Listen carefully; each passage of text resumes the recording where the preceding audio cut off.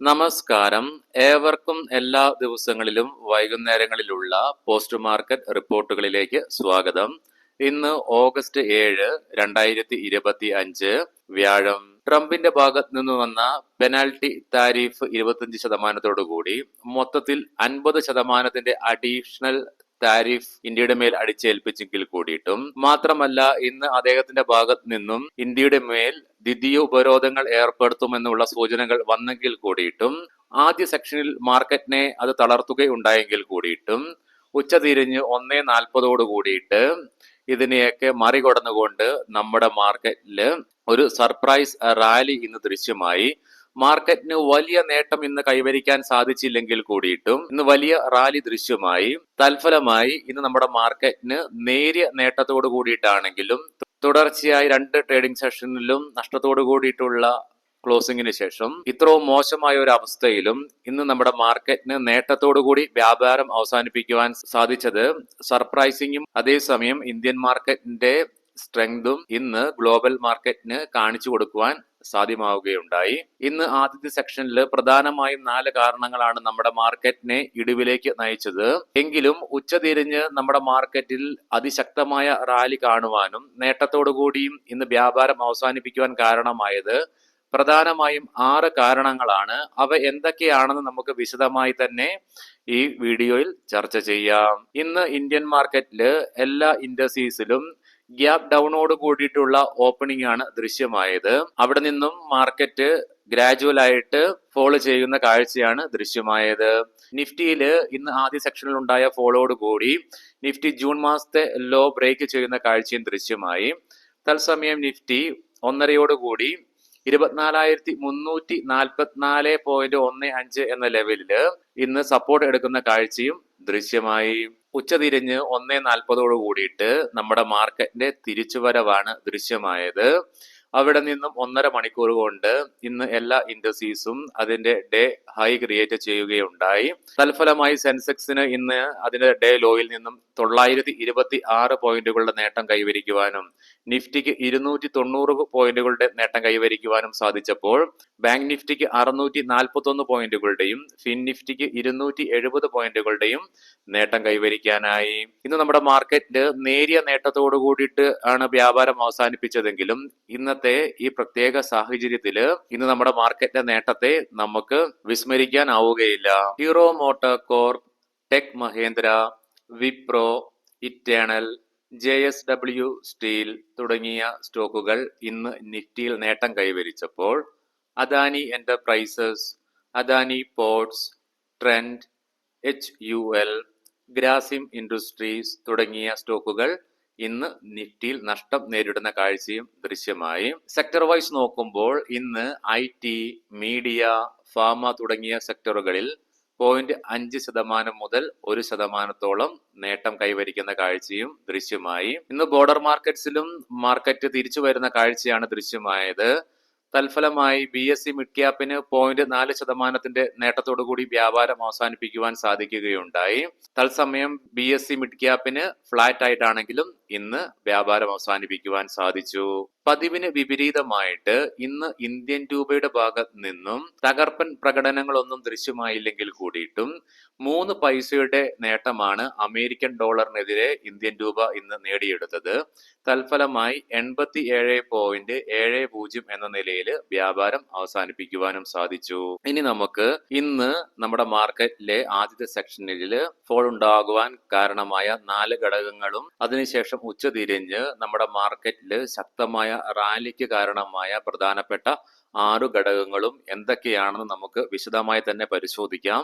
ആദ്യമായി തന്നെ ഇന്ന് നമ്മുടെ മാർക്കറ്റ് ഇടിയാൻ കാരണമായ പ്രധാനപ്പെട്ട 4 ഘടകങ്ങൾ എന്തൊക്കെയാണെന്ന് വേഗത്തിൽ നോക്കാം. ഒന്നാമതായി തന്നെ ഇന്ത്യക്ക് എതിരെ US പ്രസിഡന്റ് ട്രംപിന്റെ ഭാഗത്ത് നിന്ന് വന്ന ഇന്ത്യക്കെതിരായിട്ടുള്ള ഇരട്ട വ്യാപാര നികുതിയുടെ ഫലമായിട്ട് തന്നെയാണ്. നിലവില് ലോകരാഷ്ട്രങ്ങളില് ഏറ്റവും കൂടുതൽ ട്രേഡ് താരിഫ് ചുമത്തിയിരിക്കുന്നത് ഇന്ത്യക്കും ബ്രസീലിനും മുകളിലാണ്. ഇരു രാജ്യങ്ങൾക്കും 50% താരിഫാണ് നൽകുകയുണ്ടായത്. മാത്രമല്ല ഇന്ത്യക്കെതിരായിട്ട് ഇന്ന് രാവിലെയും കൂടി ട്രംപ് പ്രഖ്യാപിച്ചു ദ്വിതീയ ഉപരോധങ്ങൾ ഏർപ്പെടുത്തുമെന്ന്. ഉള്ള ഭീഷണിയും അദ്ദേഹം നൽകുകയുണ്ടായി. അതുകൊണ്ട് തന്നെ ഒന്നാമതായി ഈ കാരണം തന്നെയാണ് ഇന്ന് നമ്മുടെ മാർക്കറ്റിനെ ആദ്യം ഇടിവിലേക്ക് നയിക്കുകയുണ്ടായത്. രണ്ടാമതായിട്ട് വിദേശ ധനകാര്യ സ്ഥാപനങ്ങളുടെ ഭാഗത്തു നിന്നും തുടർച്ചയായി വരുന്ന സെല്ലിംഗ് തന്നെയാണ് ഇന്ന് നമ്മുടെ മാർക്കറ്റിനെ തളർത്തിയ രണ്ടാമത്തെ പ്രധാനപ്പെട്ട ഘടകം.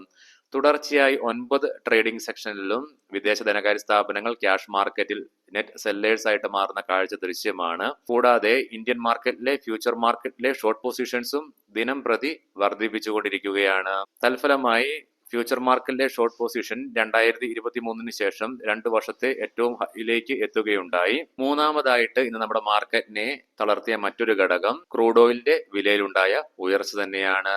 ഇന്ന് രാവിലെ പ്രീ മാർക്കറ്റിൽ നമ്മൾ കണ്ടു ക്രൂഡ് ഓയിലിന്റെയും ബ്രെന്റ് ക്രൂഡിന്റെയും ഒക്കെ വില കുതിച്ചുയരുന്നത്. ഇന്നത്തെ ഫസ്റ്റ് ട്രേഡിംഗ് സെക്ഷനിലും ക്രൂഡ് ഓയിലിന്റെ വിലയിലുണ്ടായ വർധനവും നമ്മുടെ മാർക്കറ്റിന്റെ ആദ്യത്തെ ട്രേഡിംഗ് സെക്ഷനിലെ തകർച്ചയിലേക്ക് ഇന്ന് നയിക്കുകയുണ്ടായി. നാലാമതായിട്ട് ഇന്ന് നമ്മുടെ മാർക്കറ്റിനെ ആദ്യ സെക്ഷനിൽ തളർത്തിയ മറ്റൊരു ഘടകം ഇന്ത്യ വിക്സിലുണ്ടായ ഉയർച്ച തന്നെയാണ്. ഇന്ന് ആദ്യ സെക്ഷനിൽ ഇന്ത്യ വിക്സ് 12.3 എന്ന നിലയിലേക്കൊക്കെ എത്തിച്ചേരുന്ന കാഴ്ചയും ദൃശ്യമായി. സോ ഈ 4 ഘടകങ്ങളാണ് ഇന്ന് നമ്മുടെ മാർക്കറ്റിനെ ആദ്യ സെക്ഷനിൽ തളർത്തുകയുണ്ടായത്.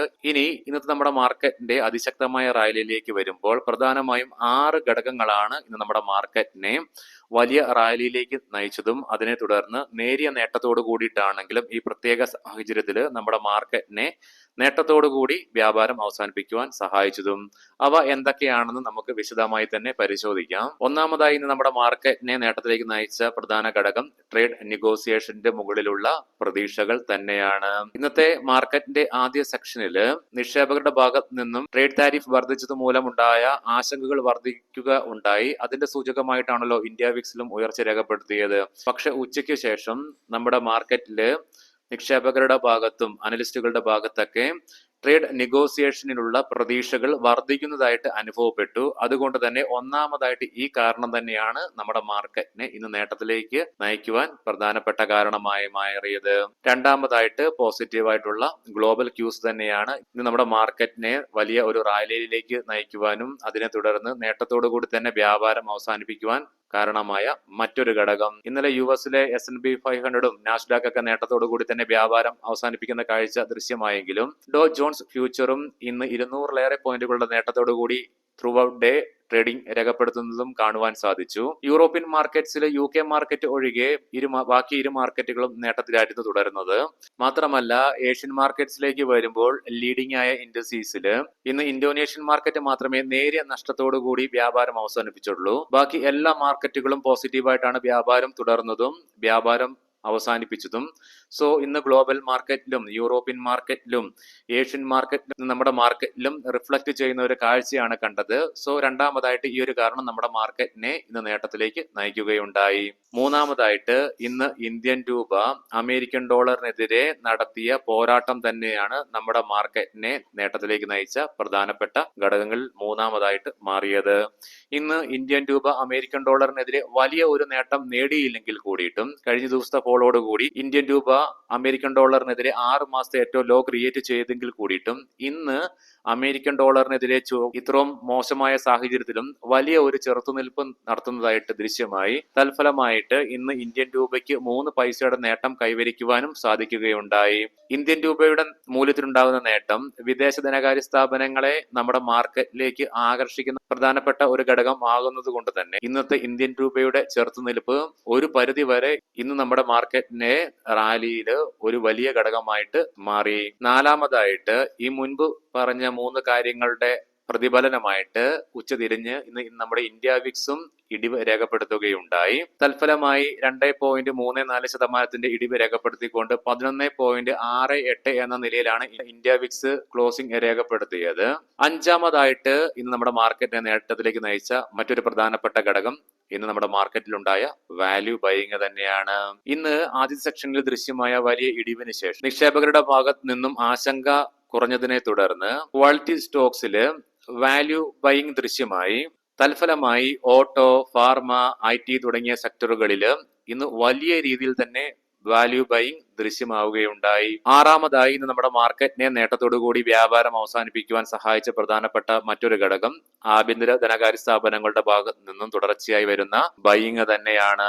കഴിഞ്ഞ തുടർച്ചയായ 19 ട്രേഡിംഗ് സെക്ഷനിലും ആഭ്യന്തര ധനകാര്യ സ്ഥാപനങ്ങൾ തുടർച്ചയായിട്ട് ബൈ ചെയ്ത് നമ്മുടെ മാർക്കറ്റിനെ സപ്പോർട്ട് ചെയ്യുന്ന കാഴ്ചയാണ് ദൃശ്യമാകുന്നത്. തുടർച്ചയായിട്ട് ആഭ്യന്തര ധനകാര്യ സ്ഥാപനങ്ങൾ വിദേശ ധനകാര്യ സ്ഥാപനങ്ങൾ വിറ്റൊഴിയുന്ന എമൗണ്ടിനേക്കാളും കൂടുതൽ തുകയ്ക്ക് നമ്മുടെ മാർക്കറ്റിൽ ബൈ നടത്തുന്നത് കൊണ്ടാണ് നമ്മുടെ മാർക്കറ്റിനെ ഒരു പരിധി വരെ പിടിച്ചു നിർത്താൻ സഹായിക്കുന്നത്. സോ ഈ 6 ഘടകങ്ങളാണ് ഇന്ന് നമ്മുടെ മാർക്കറ്റിനെ പ്രധാനമായും നേട്ടത്തിലേക്ക് നയിക്കാൻ സഹായിച്ചത്. നമുക്ക് ഗ്ലോബൽ മാർക്കറ്റുകൾ പരിശോധിക്കാം. ഇന്ന് രാത്രിയോടുകൂടി യുഎസിലെ ട്രേഡ് താരിഫുകൾ നിലവിൽ വരും. പക്ഷേ ഇന്ത്യക്ക് മുകളിൽ അടിച്ചേൽപ്പിച്ചിരിക്കുന്ന റഷ്യൻ ഓയിലിന്റെ വ്യാപാരവുമായി ബന്ധപ്പെട്ട് പെനൽറ്റിയായി ചുമത്തിയിരിക്കുന്ന 25% അഡീഷണൽ താരിഫ് ഓഗസ്റ്റ് 27 തീയതിയോട് കൂടിയിട്ട് മാത്രമേ നിലവിൽ വരികയുള്ളൂ. യുഎസ് മാർക്കറ്റിൽ ഡോ ജോൺസ് ഫ്യൂച്ചർ നിലവിൽ 285 പോയിന്റുകളുടെ നേട്ടത്തോടു കൂടി തന്നെ വ്യാപാരം തുടരുന്നു. യൂറോപ്യൻ മാർക്കറ്റ്സിൽ UK മാർക്കറ്റ് സ്ലൈറ്റ്ലി നഷ്ടത്തോടുകൂടി വ്യാപാരം തുടർന്നുകൊണ്ടിരിക്കുന്നു. തത്സമയം ഫ്രാൻസ്, ജർമ്മൻ മാർക്കറ്റുകൾ 1% നേട്ടത്തിലാണ് വ്യാപാരം തുടരുന്നത്. ഏഷ്യൻ മാർക്കറ്റ്സിലേക്ക് വരുമ്പോൾ പോസിറ്റീവ് സെന്റിമെന്റ്സ് ആണ് ദൃശ്യമാകുന്നത്. കൊമോഡിറ്റിയിലേക്ക് വരുമ്പോൾ ബ്രെന്റ് ക്രൂഡും ക്രൂഡ് ഓയിലിനും ഇനി നമുക്ക് ഇന്നത്തെ പ്രധാനപ്പെട്ട സ്റ്റോക്കിംഗ് ന്യൂസുകൾ പരിശോധിക്കാം. മുൻകൂട്ടി ഓർമ്മിപ്പിച്ചുകൊള്ളട്ടെ, ഇതൊരു ബൈ ഓർ സെൽ റെക്കമെൻഡേഷൻ അല്ല. ലിൻകോ ഇൻ ഫാർമ നെറ്റ് പ്രോഫിറ്റിൽ 16.93% ഉയർച്ച രേഖപ്പെടുത്തിക്കൊണ്ട് 23.69 കോടി രൂപയിൽ നിന്നും 27.70 കോടി രൂപയായി ഉയർന്നു. ടോട്ടൽ ഇൻകത്തിലും 7.39% ഉയർച്ച രേഖപ്പെടുത്തുകയുണ്ടായി. പറയുന്ന റിസൾട്ടുകളൊക്കെ Q1 ഇയർ ഓൺ ഇയർ ആണ്. പ്രിസം ജോൺസൺ ലാസ്റ്റ് ഫിനാൻഷ്യൽ ഇയറിൽ Q4 121 കോടി രൂപ പ്രോഫിറ്റ് റിപ്പോർട്ട് ചെയ്ത കമ്പനി ഇപ്രാവശ്യം Q1 വന്നപ്പോഴത്തേക്കും 5.56 കോടി രൂപയുടെ നഷ്ടമാണ് കൺസോളിഡേറ്റഡ് നെറ്റ് പ്രോഫിറ്റിൽ റിപ്പോർട്ട് ചെയ്യുകയുണ്ടായത്. ക്യാപ്ലിൻ പോയിന്റ് ലാബ്സ് 3 രൂപ ഡിവിഡൻഡ് പെർ ഷെയർ കമ്പനി പ്രഖ്യാപിക്കുകയുണ്ടായി. നെറ്റ് പ്രോഫിറ്റിൽ 20.7% ഉയർച്ച രേഖപ്പെടുത്തിക്കൊണ്ട് 150.76 കോടി രൂപയായിട്ട് റിപ്പോർട്ട് ചെയ്തു. റവന്യൂ ഫ്രം ഓപ്പറേഷൻസിലും 11.2% ഉയർച്ച രേഖപ്പെടുത്തി. ഐഗ്രാഷി മോട്ടോഴ്സ് നെറ്റ് പ്രോഫിറ്റിൽ 69.26% ഇടിവ് രേഖപ്പെടുത്തിക്കൊണ്ട് 8.16 കോടി രൂപയിൽ നിന്നും 2.5 കോടി രൂപയായി ചുരുങ്ങി. Reliance Industries Limited Jio globally roll out ചെയ്യുവാനുള്ള പ്ലാനുകൾ ഉണ്ടെന്നുള്ള ന്യൂസുകൾ വരുന്നുണ്ട്. എംക്യൂർ ഫാർമ നെറ്റ് പ്രോഫിറ്റിൽ 44% ഉയർച്ച രേഖപ്പെടുത്തിക്കൊണ്ട് 144.1 കോടി രൂപയിൽ നിന്നും 207 കോടി രൂപയായിട്ട് ഉയർച്ച രേഖപ്പെടുത്തി. തത്സമയം റവന്യൂവിലും 16% ഉയർച്ച രേഖപ്പെടുത്തുകയുണ്ടായി. ഇഡൽവൈസ് ഫിനാൻഷ്യൽ സർവീസസ് നെറ്റ് പ്രോഫിറ്റിൽ 13% ഉയർച്ച രേഖപ്പെടുത്തിക്കൊണ്ട് 59 കോടി രൂപയിൽ നിന്നും 67 കോടി രൂപയായി ഉയർച്ച രേഖപ്പെടുത്തുകയുണ്ടായി. തത്സമയം റവന്യൂ ഫ്രം ഓപ്പറേഷൻസിലും ഉയർച്ച രേഖപ്പെടുത്തിക്കൊണ്ട് 2246 കോടി രൂപ റിപ്പോർട്ട് ചെയ്യുകയുണ്ടായി. ഏവർക്കും ശുഭരാത്രി നേരുന്നു. നാളെ രാവിലെ പ്രീ മാർക്കറ്റ് റിപ്പോർട്ടുമായിട്ട് കണ്ടുമുട്ടാം. നന്ദി, നമസ്കാരം.